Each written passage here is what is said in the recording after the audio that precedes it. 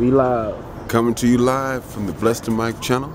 My name is Professor Ricky Jones, talking about the criminal justice system. One of the things I like to talk about today is how the school system has become the breeding ground for the prison industrial complex.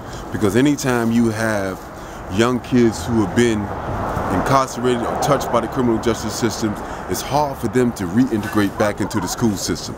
Now, once a kid has been suspended from school, he's less likely to try to go back to school. Once a child has been forced to endure the criminal justice system, his innocence is gone.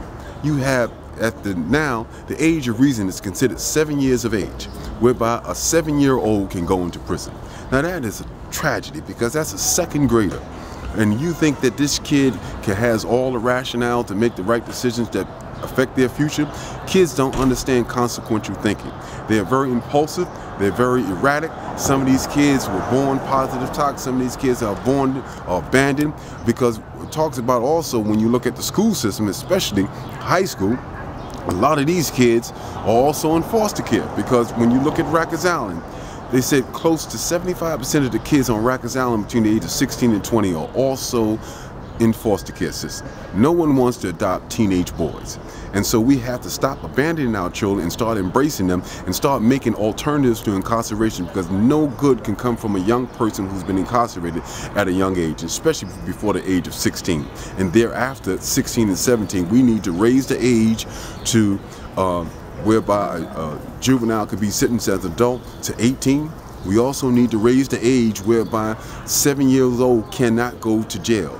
It should be higher, and I wouldn't say 12. That's what some people are pushing for. I'm saying that there's no good that can come from a child being in the prison system. We have lost these children, and we have to begin to regain them by not only embracing them, but we also have to be good examples.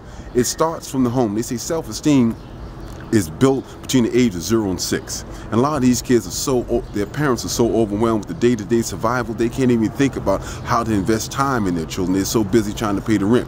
When you say statistics show that 60% of New York City residents are paying 60% of the income of the majority of people in New York City is paid towards rent, how can they find time? And they're so overwhelmed with doing the day-to-day responsibilities that they can't even find time for their children.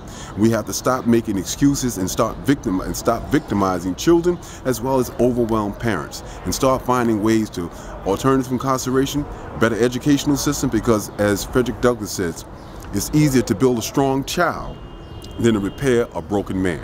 So this is some of the subject matters that we get in on my show on Wednesdays. It's called Unlocked, from 4 to 5 every Wednesday on WHCR 90.3 FM. Stay tuned.